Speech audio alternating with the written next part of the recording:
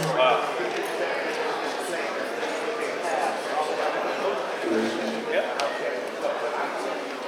evening, ladies and gentlemen. Welcome to the RoxVote City Council Coalition. Welcome to the RoxVote City Council Candidates Forum. Our District 7 candidates, Jamarhl Crawford, incumbent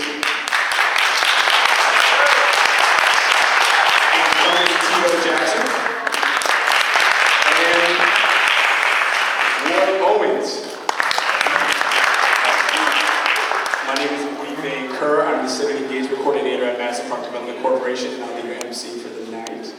I do want to let folks know that there will be an opportunity for the candidates to answer your questions. We have 2 coalition members who will be going around collecting your questions that you can write on these index cards or pieces of paper.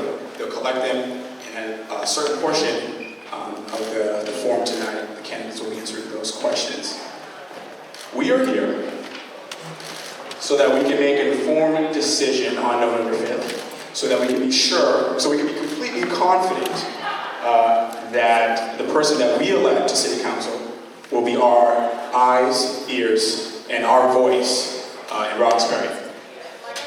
Without further ado, tonight, moderating our event, we have 2 coalition members who share the same passion for community organizing in Roxbury. They strive to create a more inclusive neighborhood, to build Roxbury as a voting community. Ladies and gentlemen, Lisa Maurice and Eric Estevez.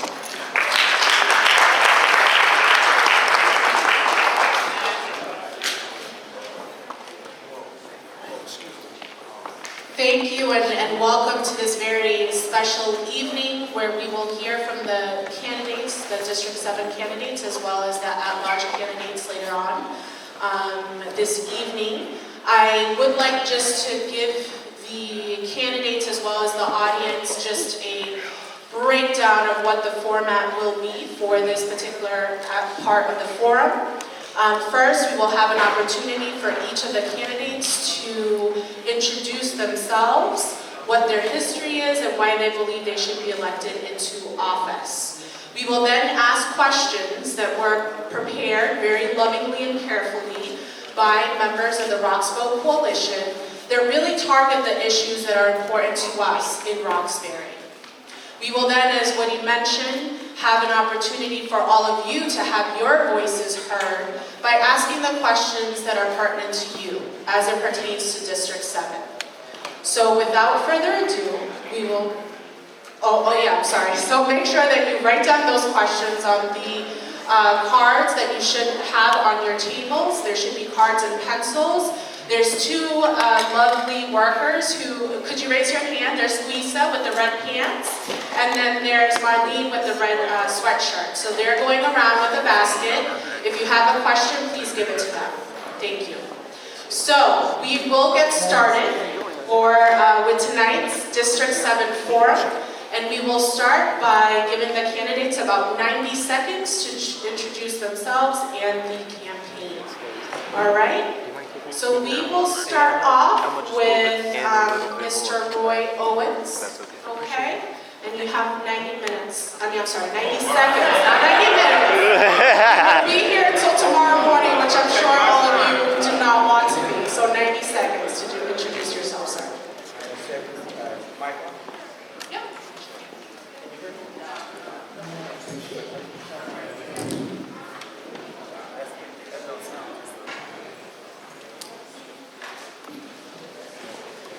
Okay. It's better for you to say. Hi, I'm Roy Owens. I'm running for City Council for District 7. Of course, we don't have any representation in City Hall in terms of African American community, the Black church, in terms of having support. For a typical example, this summer, when 40 churches have been closed on Blue Hill Ave, from Dublin to Blue Hill Ave, we could not get one person from City Hall to support us, black or white, except John Conley. He's the only one that stood up for the black community. We had 12 people running for mayor. He made telephone calls. He said, it's not right what you're doing to the African American community. City Hall don't have a right to impose things upon the neighborhood if the community don't want it. And so therefore, also I'd like to say there were a couple of people who also stood up who are running at large, and that is Martin Kehoe and also Michael Flaherty. They called several times to the Signature Ministries, said that's right. City Hall and anyone else don't have a right to come into your community and impose their will upon you. And I tried calling our city council here several times. He refused to turn any call or support us of the church. And so that's why I'm running. We need first boys who represent the community and speak out and not ashamed. All right, thank you, Mr. Owens, for your introduction. We're going to go to Mr. Tino Jackson. Thank you so much, and I want to thank the RoxVote Coalition for hosting this in the historic Hibernian Hall. I've been in office about 2.5 years, and we have many accomplishments. Thus far, we've worked very hard to change the leadership and put Madison Park Vocational Technical High School on solid footing. We have a new leader there, and we also have a new partnership where young people in 5 years will be able to leave Madison Park with 3 things. 1, they will have a high school diploma. 2, they will have a professional certificate. And 3, they will actually have an associate's degree. I've also worked to make sure that our community has representation relative to jobs and economic development. The Ferdinand Building is a project that we meet on a bi-weekly basis. It's over 50% people of color, and actually not quite where we want to be relative to residents, but we've been working hard in that space. In addition, I've worked very hard around the issues of public safety, hosting many peace rallies in our community and a subcommittee at the City Council on gun violence to try to make our community safer. So I'm very happy and proud of our record. There's a great deal of work that we need to continue to do and to continue to work together to make sure that as District 7 changes and arises, that the people right here in District 7 get to benefit from that. And I look forward to discussing all of these issues with you. Thank you very much. Thank you. All right, and up next, Mr. Jamarhl Crawford. Hello. Good evening.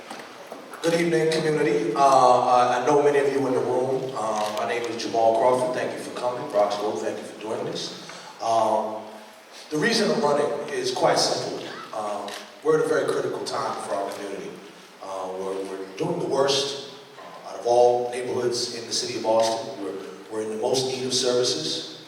We get the least. And I would submit to you that the representation we've had has not been adequate enough in order to bring home the bacon, so to speak, or turkey bacon, if you will, in my case. I'm a child of Roxbury. My family bought the house that I live in right now off of Humboldt Ave on Ruthven Street. My grandmother and grandfather bought that house in 1938, first black family on the street. I'm a child of the Elmer Lewis School. Many of y'all might be familiar with the Elmer Lewis School, may know my aunt and uncle, Gus and Lucy. Rest in peace to my aunt Lucy. My grandmother Esther was a 60-year member of Charles Street AME. She passed away some years ago. But I say all that to say that I am a child of this community. And what I'm trying to bring is a fiercer sense of representation and advocacy that has not been seen before, I don't think. And for me, I'm not a politician. I'm an activist and an organizer. And we're only using politics as a tool to further our common agenda and handle the issues that we've been organizing around for decades. Thank you, Jamarhl Crawford.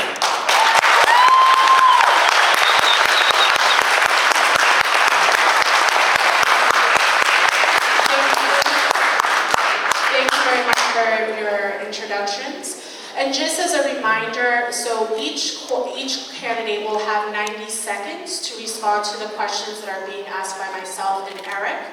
Please be mindful of our timekeeper, Angela, who will be putting up cues for you just to remind you how much time you have left to give your responses. Okay, so we will get started. Thank you.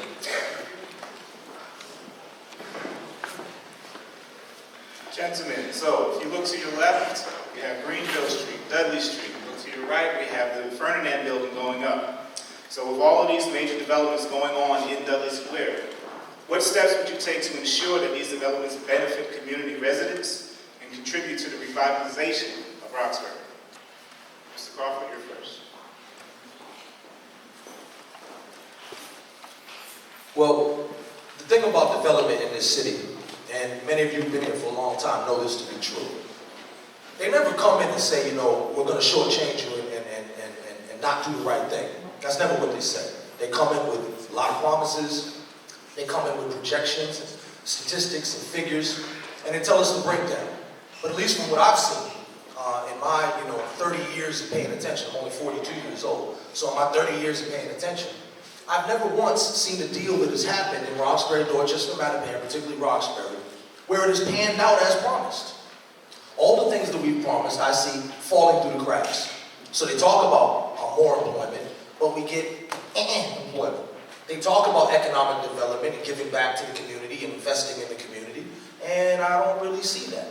So for me, how will we ensure that? Good old-fashioned organizing. I don't believe that the answers are from these people who obviously benefit to keep things the way that they are. So big construction and development firms like Suffolk and Shaman, of course they have their point of view, and their point of view is intimately attached to their bottom line of how they're going to continue to make millions of dollars.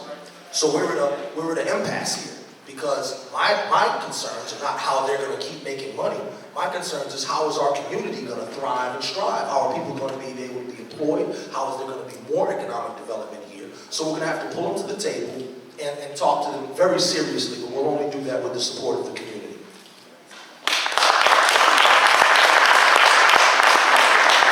So I think there's two areas that we need to look at here. We need to look at, one, what we're building, and two, who we're building it for. So that in those two components, I think we need to make sure that in our community we're building housing that's a third,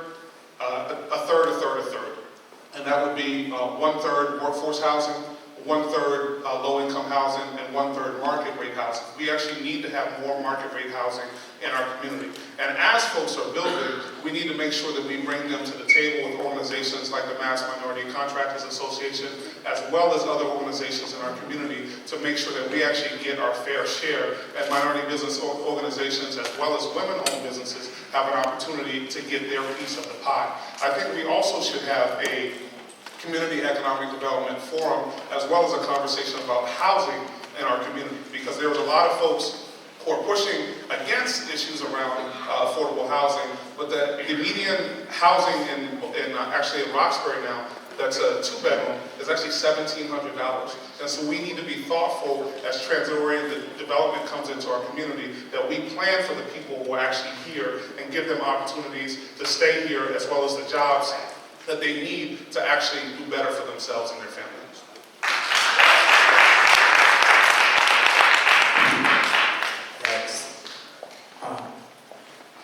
What we need is ownership, home ownership. I think one of in home ownership business, I think it has to be given to the community. Just take a business and give it to the community. People who want to get in business, that's what we've done in terms of, we look at oil, Shell Oil, Boston Gas, all of them. It's just business the government just took and gave to the people. Just gave to a company.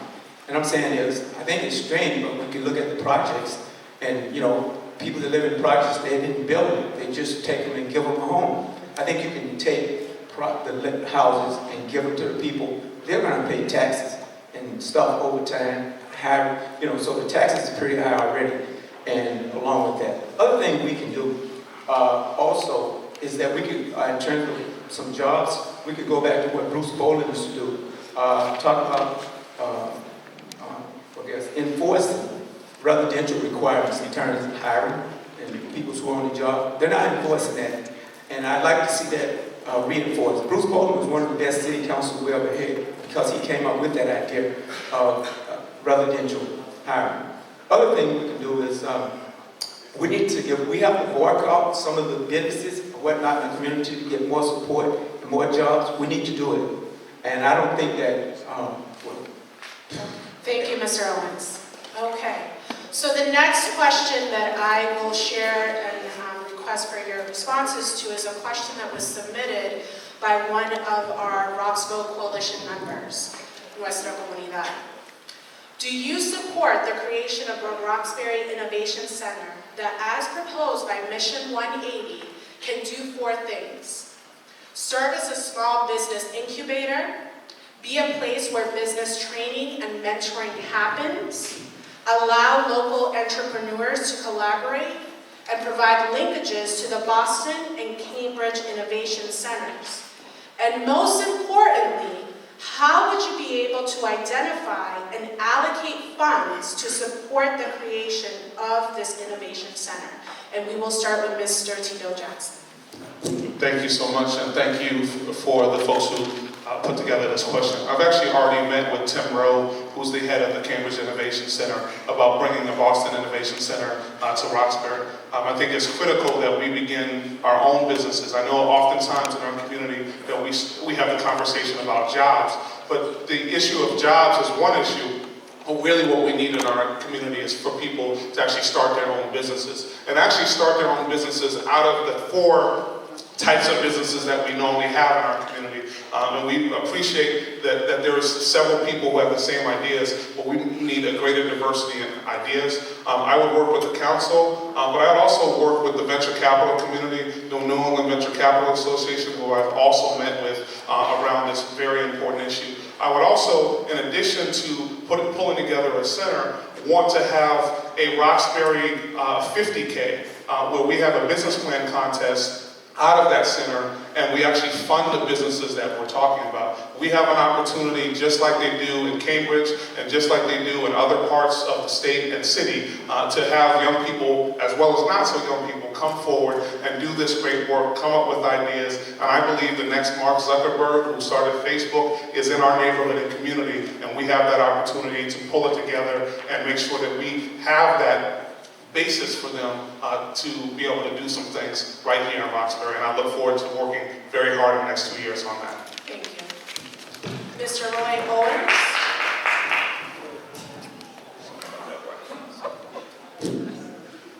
Sorry, bro. I know you. What I'd like to do is, I've been to the community, I spoke with several entrepreneurs. We have a lot of black capitalists in Roxbury, in Dorchester. And what they have a problem with is getting hold of some of the vacant buildings, factory buildings. In Roxbury, there are a lot of factory buildings, vacant buildings. And the city have refused to give them the building. Many of them have material, they have a machine, they have really worked for big factories and able to produce a lot of different,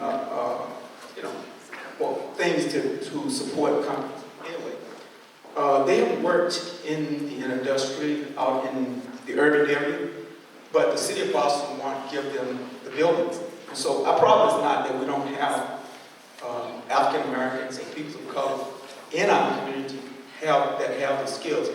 It's that the city of Boston will not allow them to have the buildings, to have the kind of, structure where you can hire within the community and hire from the community. And so what we need to do is to meet with them and to be able to get that entrepreneur. We do also have what they call linkage fund.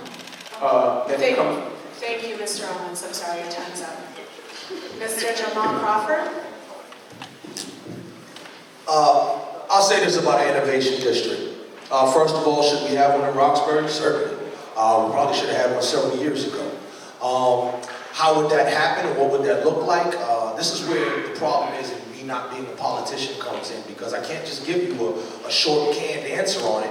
Mission 180, the only thing I know about Mission 180 is the email that I received the other day to attend the event, and I couldn't do because it was campaigning. So I'd like to know more about what that program is, whatnot. But I do know that we already have some pretty powerful stuff that's going on in the community as it is, and I think we need to pool and have a bridge between our existing community centers, computer labs, places like Sister Virginia, Grove Neighborhood Development Corporation, and others who have been interested in this. We need to create a pipeline that ties in our Boston public schools with local colleges, and that's how about how's it get funded. Well, how many people in this room think that Northeastern owes Roxbury a little something? Yes, sir. Okay? So that's where the funds come from, and that's where we create a pipeline. We need to reach over the bridge to MIT, because we have some of the smartest minds right here in our city, right here in our community. Many of you know from your own kids and everything, right? A kid could be, let's say, not performing well in school, right? But if their Xbox breaks, they done cracked the thing open and figured out how to put it back together, right? And rigged up the laptop and the tablet with the TV. So there's innovation already happening, and so we have a natural ability for that, but it needs to be honed, trained, and nurtured, and I believe an innovation district could do that. Thank you so much.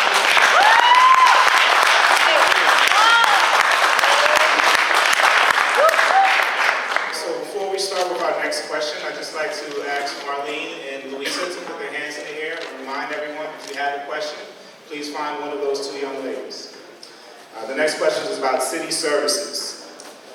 What will your communication strategy be to ensure all residents of Boston are aware of city services and resources, and how you prioritize funding to develop a plan that's efficient and effective in the next fiscal budget? And we're going to start with Mr. Owens.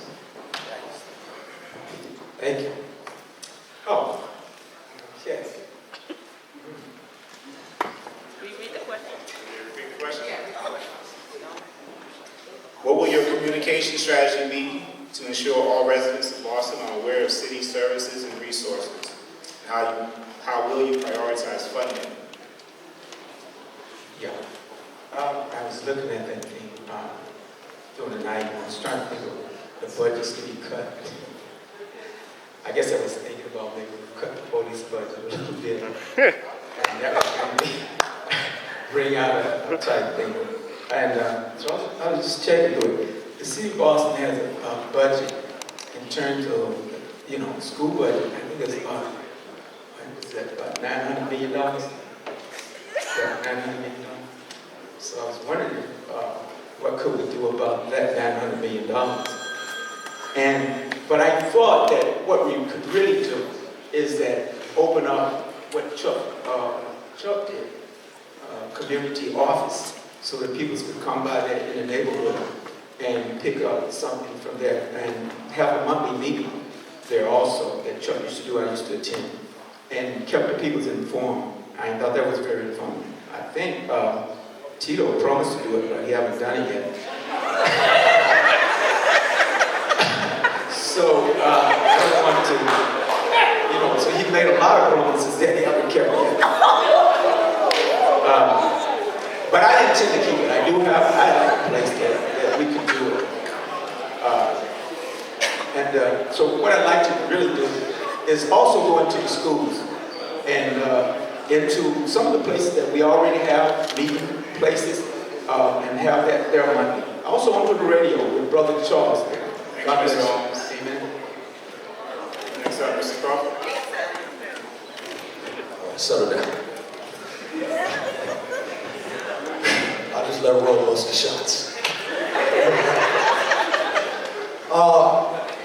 First of all, in terms of services and resources, that's kind of like what we do.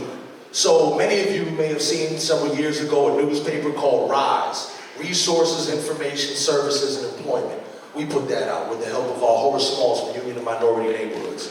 Currently, if you read either the original newspaper that I put out for the campaign, you'll see in my platform that many of the things that Roy mentioned are in there. The monthly community meetings, that level of accountability, and also too, in terms of how are we going to get it out of the budget? Well, first of all, coming on city council, I have the benefit of having worked on city council years ago, so not exactly a stranger to it. And I intend on having one of the best tutors for the budget that is in my view possible. And that's Charles Yancey, who I've already spoke to, and he will get me up to speed on all the little nooks and crannies of the budget. But in terms of services and resources and how do we make people aware, we've already done it. If you go to the website that we already set up, district7boston.com, that's district7boston.com, you can see it's all listed there. It blows my mind that the city hasn't done it yet, other councilors haven't done it yet. It's just a listing of where you can get everything that you could possibly need. And in terms of the funding for that, I think that cost me a whopping $12.99 for the domain name. So in terms of the budget, we have to be diligent on the budget in terms of where we prioritize, and the city is right now at like a $2.6 billion budget.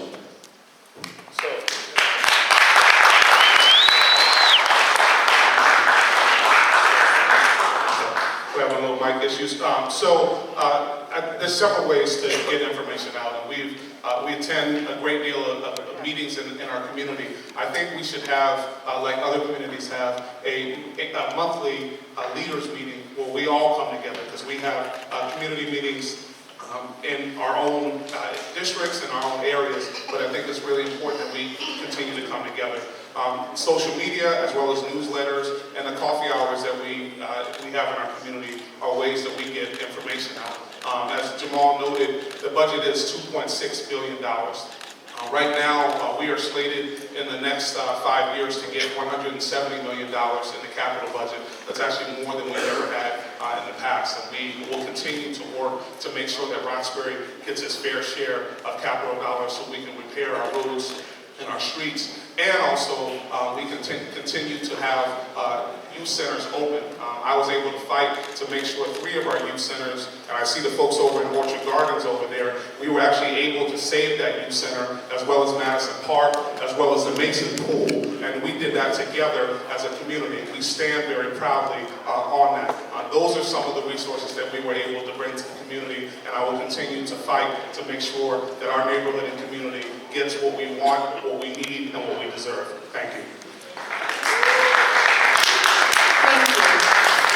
So one of the things that we talk a lot, especially in Roxbury, but I do want to point out that there's a lot of strengths and a lot of beautiful things happening in Roxbury. So please don't think that this is how we perceive Roxbury. But the reality is there are a lot of safety concerns that residents have shared with us as a coalition. And so this next question is really talking about what do you as a candidate see as an important violence prevention strategy, and in particular focusing on community policing strategy that is going to be effective for our city. And how would you, as city councilor, implement and enforce them? And so we will start here with Mr. Jamarhl Crawford. Okay, most of you in this room already are familiar with the work that we do, which is unfortunate, what we have to do oftentimes, dealing with families who have just lost a loved one via violence. Sometimes that violence is inflicted on civilian to civilian, sometimes it's due to police brutality or what have you, but of course the tragedy is painfully the same. What do we see as solutions to violence? Well, that's a multifaceted issue. Obviously, there's some stuff that we need in terms of infrastructure in our community. We know that stable housing, stable employment makes for a better, stable home front for children to grow up, get a quality education, and all of these things are deterrents to violence. Stability, employment, education. In terms of dealing with what we already have, thankfully, I have a good relationship with the good officers of Manlio, and I have proposed to them several times, and we've gone through stuff. Wow, need to up that time. Bottom line is we need police kiosks. I believe that will put centers in various communities. The Boston Police has already identified where the hot spots are. They already have identified the 300 so-called impact players. So we put kiosks in those areas. What would a kiosk look like? You have a wonderful example in beautiful Uptown Grove Hall, my campaign office. You can get a construction trailer. I rented mine for less than $1,000 for a month. We make Suffolk and Charlotte pay for them, and all these developers in the city will make money, and we put the kiosks in the community and police phones for hotlines. Thank you, Mr. Crawford.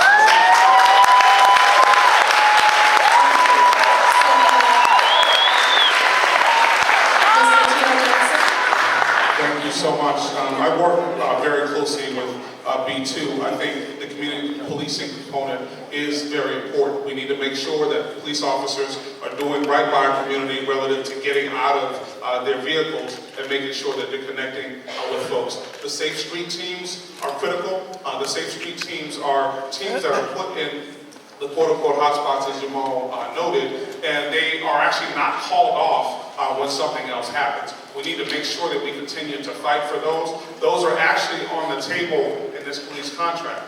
So it's really important that we continue to fight for those. In addition, we know it's hurt people who hurt people. So we need to make sure that the Boston Public Health Commission does more around the issue of trauma to make sure that it's not only Courtney Gray and the 2 or 3 other people who are going out to help these families. And I've been in many homes, and we want to make sure that it's not only people who are connected with schools who get trauma help, but everyone in that neighborhood who's actually touched by trauma.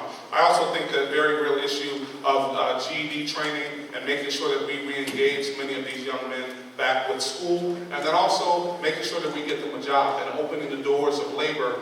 Down in Dudley Square, when they put that steel up, they make $39.50 an hour. That's how much iron workers make. And in many communities, quarter reform means getting in the union. We want to make sure that our young people and our men, Black and Latino men, as well as women, have an opportunity to get those same wages. Thank you. Thank you. Mr. Roy Owens. Thank you. I think all the ideas that my two brothers gave is just bandage, and it's never going to work. Because unless you involve the church, faith-based initiative into the problem of crime, you're never going to solve it. To example, out in Minnesota, they have prisons, but they had Christian prison, where 100% of the people that went to the Christian prison never came back to prison again. And they stopped it because they said we shouldn't give money to faith-based initiative programs, and it's a separation of church and state. Not that it didn't worked 100%. People didn't go back to prison that went through the church prison. And so what I'm saying is, here in Boston, we don't need more police stations, like he said. That's not what we need. We need more faith-based community participants in. Other problem we have is this summer, I told you that we had 40 churches from Grove Hall to Blue Hill were closed, and it was supported, the closing of the school, and to have rock and roll and dancing and drinking was supported by our city council. I spoke to him, I said, why would you support something like that? The most peaceful day of the week is on Sunday. Why would you want to close down all the churches during church hour and close down Blue Hill Ave? You can't come to your church within Blue Hill Ave on either side. I said, the churches are the one Thank you, that Mr. Owens. Thank you.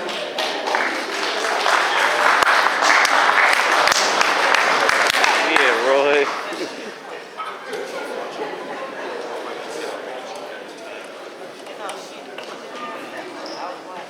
So, Boston Transportation Department is proposing a plan to widen Amelia Cass Boulevard to create a new center transit lane, though there's been no commitment from the MBTA to expand transit in the area.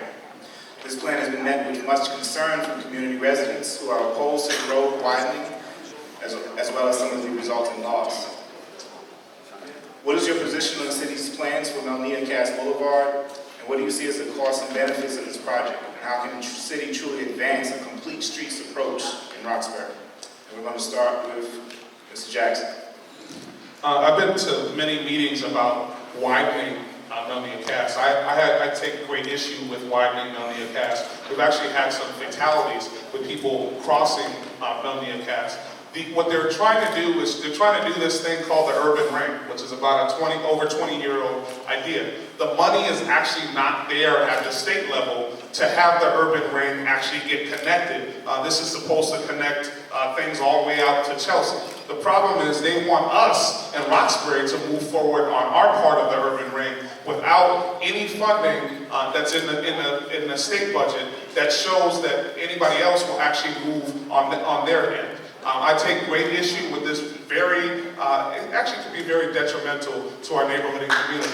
And so therefore, it will be my recommendation that we not move forward. We know that there's funding on the table, but we want to do what's right and not only be driven by the dollars that are on the table, but we need to be driven by what makes sense in our neighborhood and community. So I will not move forward.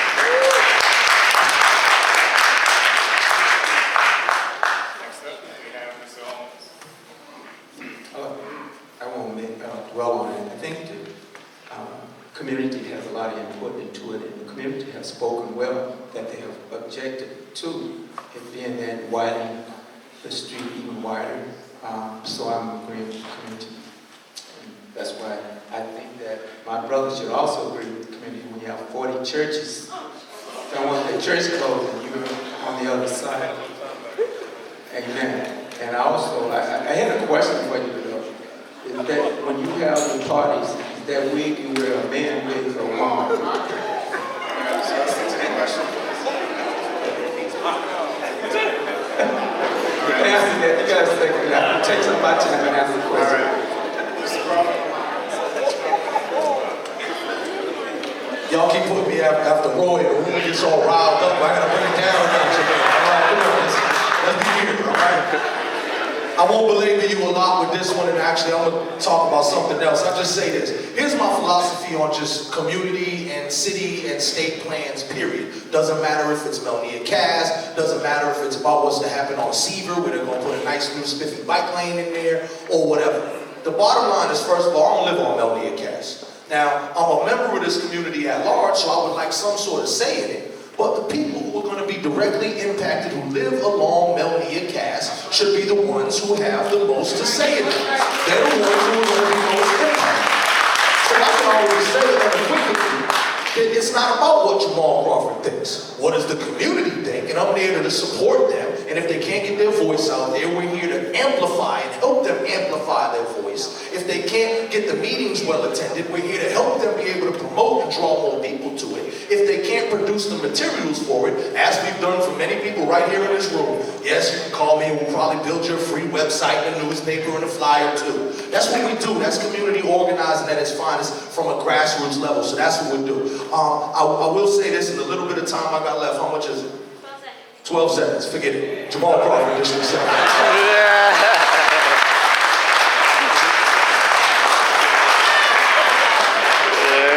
So, speaking of the concerns of the community, so thank you all for all of your submissions. I will be upfront with you. We're not going to get to every question that was submitted. But a large majority of you are very concerned about gentrification, affordable housing, Yes, sir. and development. So, to try to consolidate some of these questions into one, a majority of residents in Roxbury are concerned about gentrification. Most residents are lifelong renters. How will you as City Council plan on protecting, preserving, and advocating on behalf of residents' quality of life and affordable housing? And we'll start. So, Mr. Crawford, you're first. Get him, Jay. Okay, so much like my other points, and you'll find this to be a recurring theme, as a community organizer, we worked on many of these issues before. So in terms of housing, one thing I find disgusting in this city is homelessness. I find it disgusting that people who go to work in the State House literally have to walk over homeless bodies who are living in Boston Commons. I find it alarming that right outside of City Hall in the great brick wastelands are homeless people, many of whom are veterans, right here in our city, in the two palaces of power. So number one, we need to deal with homelessness. In terms of affordable housing, we have to strike a balance between renters' rights and landlord rights, okay? I've talked to some people who have rented and had the landlord from hell, and I've talked to some landlords who got the tenant from hell. And we need to have some parity there. So we need to take a look at what the laws are. Definitely the foreclosure situation is out of hand, and when Mr. Owens talks about boycotting, that's somebody we need to boycott is the doggone banks. And if you have your money in banks in America, let me tell you, get it out of there. Not just because of the foreclosures, but also because they're named in a slave suit and is being sued for reparations, in case y'all didn't know that. So get that money out of Bank of America. And then in terms of what we're dealing with in terms of the economic development, the housing, affordable housing, what we want to see is something that is equal playing field across the board. Sorry. And the market rates is too high. Brother with the mustache, the rent is too damn high. Thank you so much. I actually do agree with Jamarhl that we need to leverage the banks. And we did that last week when we voted on Invest in Boston. And we overruled we overrode the veto that the mayor sent towards that. At any one time in the city of Boston, there's $1 billion in the bank. And we need to make sure that we leverage those banks to make sure that they're not foreclosing in our community, that they're loaning to small businesses, and they're also giving mortgages to people in our community. I think we need to take a balanced approach relative to, as I noted before, one-third, one-third, one-third. We need some more market rate housing in our community, but we need to plan it. Because if we don't plan it, this will become the South End in 4 or 5 years. So we need to come together right now as a community and make sure as things are coming up that we're not pushing people out. That means the Bartlett Yard, that means Harrison Supply. We need to we need to make sure that that occurs.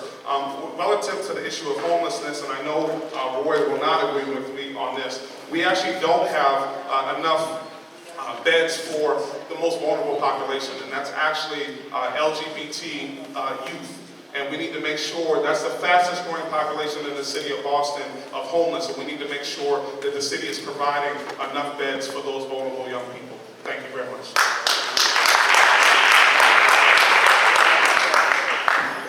Thank you, sir. Okay. I think the first priority, we need to give priority in housing to the people who have lived there the longest in that community. That's number one. Number two, 90% of the people who seem to be in prison, African Americans, people of color. What I like to see is, I like to change the rules in terms of how they're being locked up or incarcerated. In fact, I like to see all their prison sentences forgiven, especially for those who have crimes like bumping the police or the police bump them. I like to see all those erased. And so, as a result of them having criminal records, a lot of them unable to return back to Boston public housing. So I like to see those criminal records erased and people being able to return back to public housing. The other thing is, in terms of reform, I'd also like to, in terms of the job, if they've lost a job, the job does not relate to what they're being fired for, I'd like for them to also be able to return back to those jobs. So I think what we have to do is take away the incentive for the police department to bump up against people and then make them lose their housing, home, or being able to lose financial aid or go into the armed forces service. We have to change the rules here in Boston. We can do that. They used to do that back then when they used to have a lot of crime and stuff during the Civil War and in the area. They just forgave everybody everything and gave them a new start. So I think. All right, thank you, Mr. Owens. I do have to stop you there. So we have time for 2 more questions, but we're going to limit your responses to 60 seconds just to make sure we have an opportunity to talk about 2 of the other themes that came up from the audience. So the next question is several audience members had concerns around seniors and what are the challenges, not the challenges, but the deficits in the services available to them, and would you consider developing a senior center for the elders within our community in District 7? And we're going to start with Mr. Jackson. So Roxbury is underserved relative to senior centers. I think we should have our own dedicated senior center. I think also we need to make sure that seniors actually have their own housing. Many of the housing facilities actually mix folks who have mental illnesses with seniors. And oftentimes there's people with addictions who are in the same facilities that are there with our seniors. And in fact, about a year and a half ago, there was a senior who was actually killed based on someone who was not on their meds. So we need to make sure that seniors are well taken care of. Their promise to us was that they would take care of us, and our promise to them is that we should take care of them. So I think we have a lot to do relative to making sure that our seniors are taken care of in their twilight years. Thank you. Mr. Owens?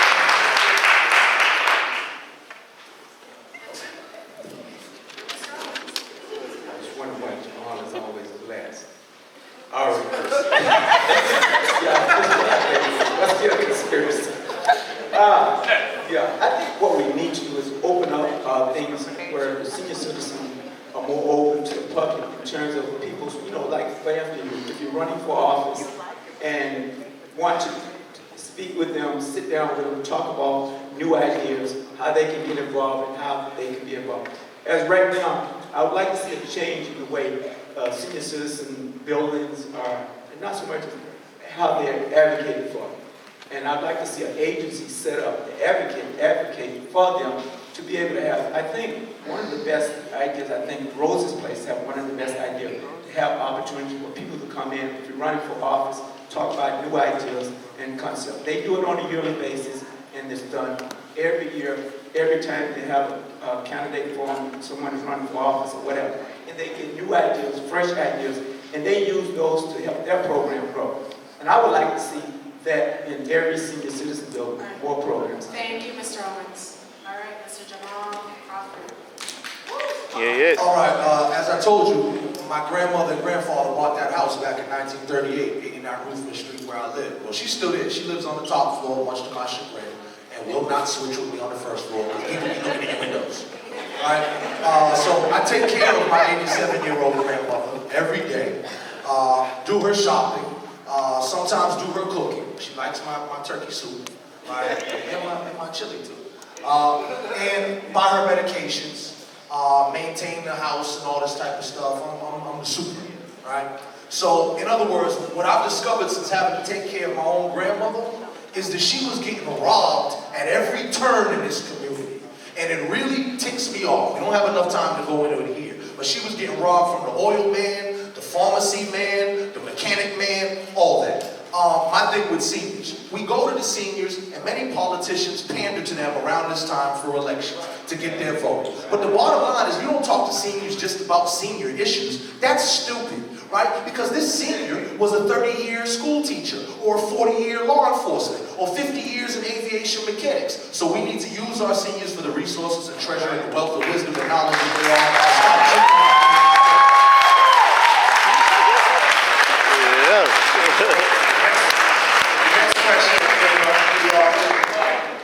What will you do to ensure that the City of Boston has a working and effective minority development office which ensures minority contractors and business owners receive a portion or percentage of all jobs? And first up, we have Mr. Crawford. First of all, there's a need for work at the city level, right? There's a need for work at the state level. But it's my belief that we're not going to get relief from either of those two institutions because they're too entangled in the situation.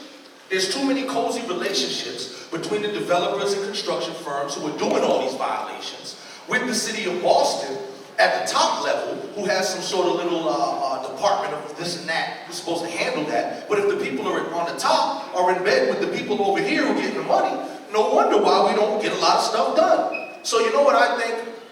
We need some lawsuits. That's what we need. We need some lawyers. We need some people to file some class action lawsuits and find out what we can do to get legal relief from this situation. Because I don't believe we're just going to get justice like people, can you please give us some justice? Sure, take a little. No, I think we're going to have to go to court and fight for this thing. And I think we're going to have to hit them in their pockets because as we all know in this room, that's the only thing they care about.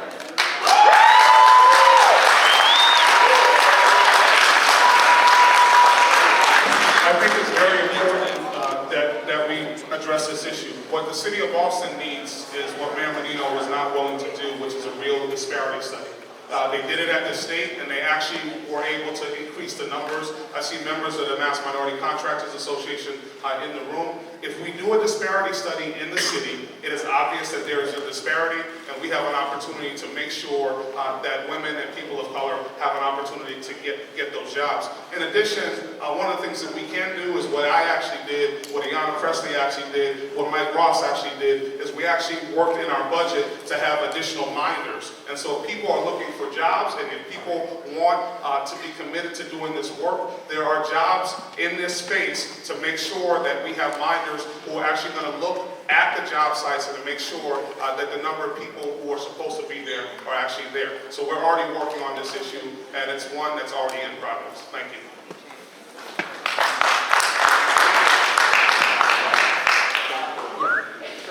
To a certain extent, I do agree with you guys on that. Yeah, so I think it'd be good if we would have monthly meetings, set up an organization and structure where they all belongs to that organization and structure on a Monday meeting, and to be able to meet with the district council and all, and talk about what's happening in City Hall and what they can do to make those changes. And also, like I said, I also agree that we have to look at the overall where the money is coming from. I think Roxbury is one of the highest tax places in the city of Boston.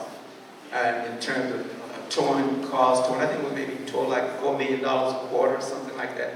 But the money doesn't come back to Roxbury like that.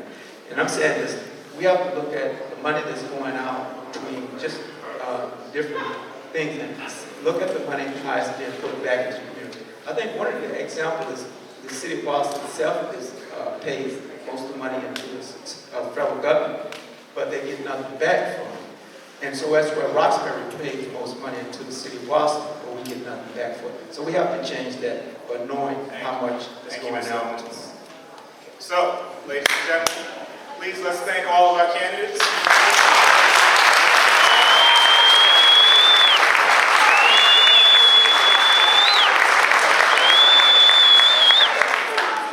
So, we have time for 30-second closing remarks. 30 seconds, come on now. You can give them a minute. We have another section You coming can up give right all after 3 this. of them a minute. Right, It ain't gonna kill them. Can we get a minute on that? We want a minute! We want a minute!